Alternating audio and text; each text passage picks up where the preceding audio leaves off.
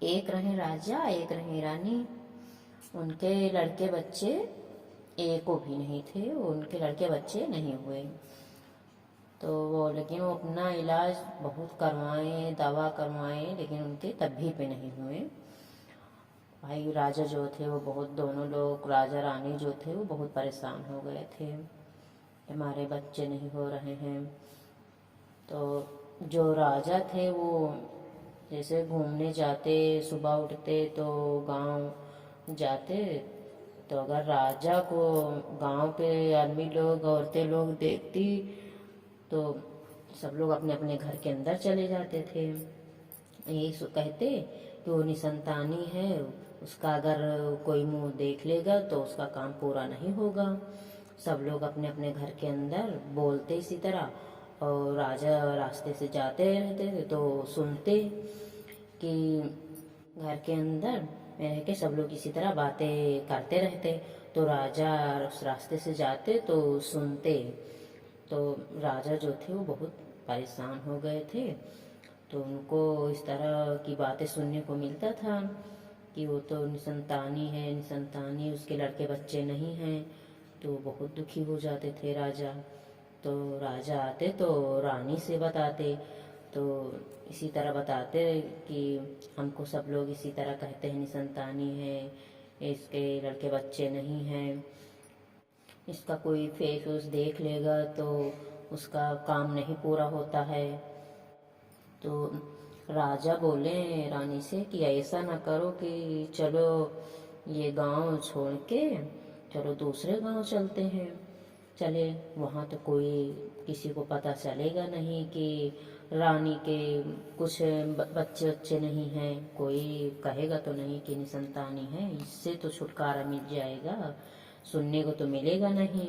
तो जो रानी थी वो बहुत चिंतित हो गई कि अब कैसे क्या करें, अगर हमारे बच्चे होते तो हमको ऐसा ना करना पड़ता, अपना गांव, अपना राजपाट छोड़ के ना जाना पड़ता है यहाँ से। तो ऐसे सोच रही थी तो रानी बोली कि चलो ठीक है। तो बोली कि चलो ठीक है। तो सुबह उठे राजा रानी और अपना घर छोड़ के निकल लिए, अपना सामान वामान सब लेके सब निकल लिए वहाँ से। तो जाते जाते एक जंगल मिला। तो जंगल में उस टाइम पे बहुत रात हो गई थी। तो राजा जो थे वो बहुत थक गए थे, तो बैठ गए, आराम करने लगे। और राजा बैठे बैठे वो सो गए, वहीं पे सो गए। तो जो रानी थी वो रानी बैठी ही थी, वो वहीं उसी जगह पे राजा के पास। तो रानी सोच के रोने लगी कि अगर हमारे बच्चे होते, हमारे भी लड़के बच्चे होते तो हमको ऐसा दिन न देखना पड़ता। हम अपना तो महल, अपना सब राजपाट सब छोड़ के यहाँ आके हम बैठे हैं, तो इतनी रात हो गई है, कहाँ जाएं कहाँ ना जाएं। और इतना रो रही थी, इतना ये सब सोच के इतना रो रही थी, इतना रो रही थी रानी कि वहाँ के जो जंगल में, उस जंगल की चिड़िया और जानवरें, जंगली जानवरें थे, वो सब आवाज़ करने लगे। जब आवाज़ करने लगे तो उसमें, उस जंगल जब आवाज़ करने लगे तो रानी की रोते हुई आवाज़ सुनकर एक नागिन भी आ गई। और चिड़िए इतनी आवाज़ कर रही थी, जंगली जानवर जो थे वो आवाज़ कर रहे थे, तो नागिन भी आ गई, एक नागिन आ गई थी। तो वो पूछी कि रानी तुम इतना क्यों रो रही हो, तुमको क्या दिक्कत है, क्या परेशानी है, यहाँ क्या कर रही हो। तो रानी जो थी वो बोली कि तुमसे क्या बताएं, तुमसे बताने से क्या मेरा दुखे मिट जाएगा। नागिन बोली कि अरे बताओ तो सही, एक दूसरे से बताने से दुख हट जाता है।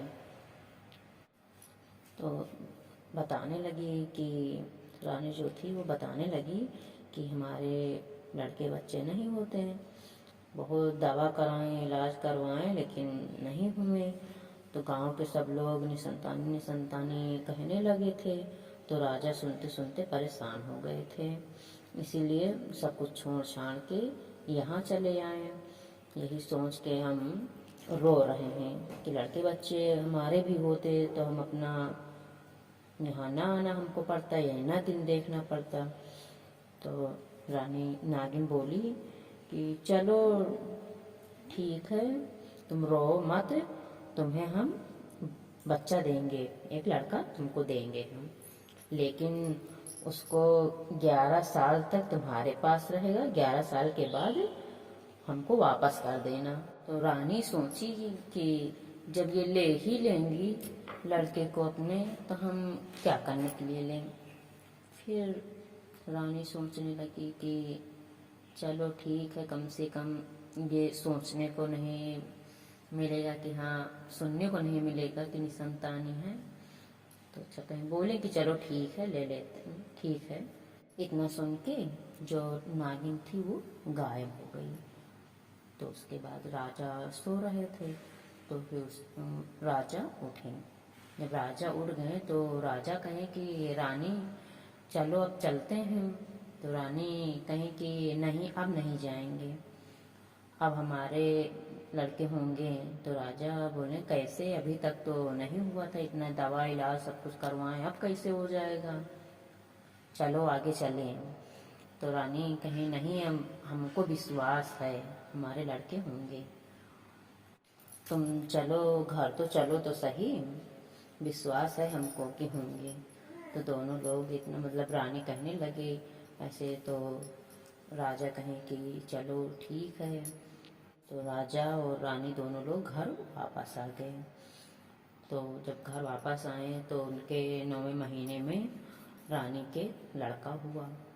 तो राजा तो बहुत खुश हो गए और धूमधाम मचाने लगे, इतना खुश हो गए कि वहाँ सब सब लोग भाई और गांव के जो थे वो लोग सोचने लगे कि ये कैसे हो गया। अब तो पहले तो सब लोग भाई निसंतानी निसंतानी कहते थे, अब तो उनको कोई कहेगा नहीं। भाई राजा रानी भी यही सोचने लगे कि अब हमको कोई नहीं कहेगा, अब तो सब छूट जाएगा कहना। अब धीरे धीरे लड़का, इसी तरह धीरे धीरे लड़का बड़ा हो गया। और जब बड़ा हो गया तो उसको 11 साल के पहले पहले ही वो उसकी शादी कर दिए थे। जब शादी हो गई तो उनके घर में खुशी हो गई कि उनके जो बेटा था, उनकी जो बहू थी, वो राजा, सब लोग भाई खुशी मनाने लगे, खुशी खुशी सब लोग फिर रहने लगे।